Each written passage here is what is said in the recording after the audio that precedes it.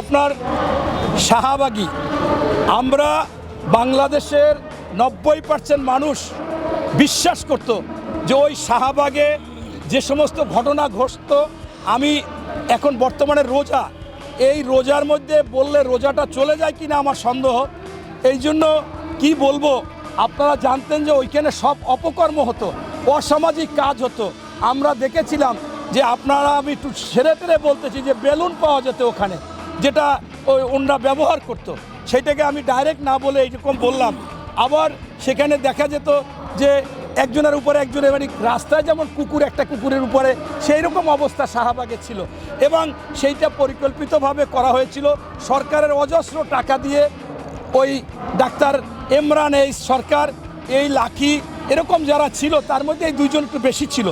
সেই লাকি আজকে যখন শাহবাগে এসে সেই নারী নেতৃত্বের কথা বলে, এবং এইটা যে পরিকল্পিতভাবে, এবং এইটা যে আরেকটা গজব ওখানে আসছে, এই গজবকে আমরা মনে করি যে বর্তমান সরকারের একেবারে সতর্ক থেকে এই লাকিকে গ্রেপ্তার এখনও করা হয়নি।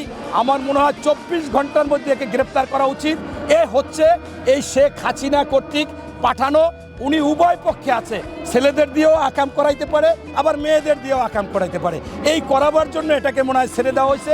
এটা একটা ভাইরাস, এই ভাইরাস মোটামুটি থাকলে, যদি ওপেনে থাকে, তাহলে প্রতিদিন এই অঘটন ঘটতে থাকবে এবং অনেক কিছু হবে। সর্বোপরি হচ্ছে যে এই শাহবাগী লাকিকে কোনোভাবে ছাড় দেওয়া উচিত না। সে অনেক অপকর্মের নেত্রী বা অপকর্মের ব্যক্তি। অতএব এই শাহবাগীকে আপনার গজব হিসাবে, এই গজব থেকে দূর করতে দ্রুত গ্রেপ্তার করে আমাদের বাঁচানো উচিত। ধন্যবাদ। পুলিশের গায়ে যে হামলা করলো, পুলিশের গায়ে হামলা বা পুলিশকে মারধর করা, তারপর পুলিশ তাদের উপরে অ্যাটাক করা, এই বিষয়টা কি ক্লিয়ার করা? শাহবাগীরাই তো হামলা করছে। আপনি দেখেন, বাংলাদেশে যখন যে পুলিশই থাকুক, প্রাথমিকভাবে এই পুলিশ কিন্তু যখন কোনো আন্দোলন সংগ্রামে ডিউটি পালন করবে, তারা প্রথমে নমনীয়ভাবে চেষ্টা করবে। একটা পর্যায়ে যদি তাদের উপরে হামলা করা হয়, তাহলে সে তো প্রতিরোধ করবে বা প্রতিবাদ করবে, প্রতিরোধ করারই চেষ্টা করবে। এটাই হচ্ছে নিয়ম। তাই আমি মনে করি যে সেই দিন পুলিশ প্রথমে যা বিভিন্ন মিডিয়াতে যা বলেছে বা দেখিয়েছে, পরবর্তীতে পুলিশ স্পষ্ট করেছে যে সেই সময় তারা আসলে আত্মরক্ষা করা ছাড়া উপায় ছিল না। এবং আমি যে সমস্ত নারী নেতৃত্ব ওখানে গিয়েছিল, এরা তো আসলে রোজা কি, নামাজ কি, আল্লাহ কি, পশ্চিম কোন দিকে, কেন পশ্চিম কাবার দিকে হয়েছে, এগুলো বাংলাদেশ থেকে কাবাব পশ্চিম দিকে, অন্যদিকে কাবার দিকে, এইগুলো আসলে জানেও না। এই জন্যই তারা এসেছে পেইড একটা সার্ভিস দিতে। সেই সার্ভিস হবে হিংসাত্মক, সার্ভিস হবে ঘোলা পানিতে মাছ শিকার করা। এই নারী নেতৃত্ব বা এই যে লাকিটাকি, এরা সেই ঘোলা পানিতে মাছ শিকার করতে এসেছে। অবশ্যই তারা পুলিশের উপর আগেও ওরকম হামলা করার অভ্যাস আছে, জানে যে এতে কিছু হবে না। বর্তমানে অন্তর্বর্তীকালীন সরকার, আমরা যা পারি, এরা অগাধ টাকা নিয়ে প্রজেক্ট খুলে এইখানে নামছিল, সেখানে যা ঘটিয়েছে আল্লাহ মাফ করছে যে পুলিশ মানে তেমন একটা ক্ষতিগ্রস্ত হয় নাই। তাদের টার্গেট ছিল আরও যে একেবারে একটা অন্যরকম কিছু ঘটিয়ে দেবে, সেইটা ঘটাইতে পারে না।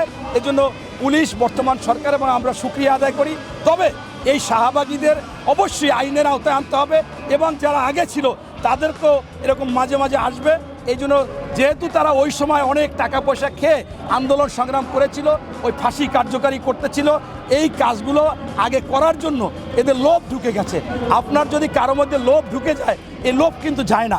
অতএব এখন সেই আওয়ামী লীগের থেকে অনেক সুযোগ সুবিধা নিয়ে এই লুবিও কাজকাম করবে, আন্দোলন করবে, এদেরকে আইনের আওতায় আনা। আপনার স্পষ্টভাবে আপনাকে জানাতে চাই, এই মাহফুজ আলম তিনিও শাহবাগীর অংশ। এই সরকার তো আসলে একটা, মানে কি বলবো, বয়োবৃদ্ধ, এনজিও, শিশু, হাড়ি পাতিল খেলার সরকার। এদের যদি সত্যিকার অর্থে হ্যাডাম থাকতো, তাহলে সরকারে বসার পরই বাংলাদেশে আজকে যে টেবিল হার্ট অপারেশন হচ্ছে, এই হ্যান্ড অপারেশন হতো তখনই, এবং তখনই সারা বাংলাদেশ একেবারে ঠান্ডা করে ফেলতো। বাসর ঘরে এরা বিড়াল মারতে পারে না, শুরুতে এরা কাইট হয়ে গেছে। কারণ এটা তাদের ভুলের জন্য। তারা চেয়েছিল একটি দলকে প্রতিষ্ঠা করবে, এই দলকে প্রতিষ্ঠা করতে গিয়ে তারা অনেক জায়গায় ছাড় দিচ্ছে, অনেক আওয়ামী লীগকে ছাড় দিচ্ছে, বিভিন্ন ধরনের সুযোগ সুবিধা দেওয়ার কারণে তাদেরকে আজকে ভ্যালুহীন হয়ে গেছে, নতুবা একজন ভাবমূর্তি নষ্ট হয়ে গেছে। এটা ওনাদের উচিত ছিল যে ভালো ভালো সরকার। আমি আপনাদেরকে একটা মেসেজ দিতে চাই, আমার কাছে ছোট মানুষ, আমি কোনো ব্যক্তিগতভাবে বলতে চাই, রাজনৈতিকভাবে না, এই সরকার প্রধান বিশ্ববরণ্য নোবেল বিজয়ী বাংলাদেশে গ্রহণযোগ্য, বিএনপির প্রত্যেকটি মানুষের কাছে গ্রহণযোগ্য ডক্টর মোহাম্মদ ইউনূস সাহেব, তিনি যে সাক্ষাৎকার দিয়েছিলেন যে আমি ছাত্রদের বলেছি একটা দল করো তোমাদের ভালো হবে, ওরা বলছে আমরা একটা সিটও পাবো না, আমি বলছি তোমরা সরকার গঠন করবা, এই কথাটা কিভাবে উনি দিয়েছে, নিরপেক্ষতা হারিয়েছে।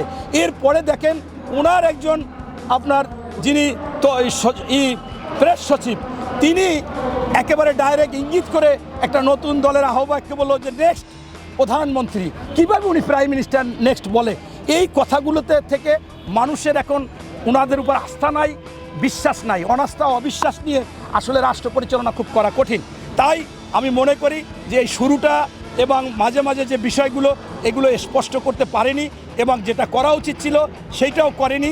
আপনারা দেখেছেন যে 91 সালে বিচারপতি শাহাবুদ্দিন সাহেব 90 দিনে সারা বাংলাদেশ নিরপেক্ষ করে ফেলেছিল এবং বিশ্বের কাছে বাংলাদেশে কে কী বললো আমার আসে যায় না কিছু।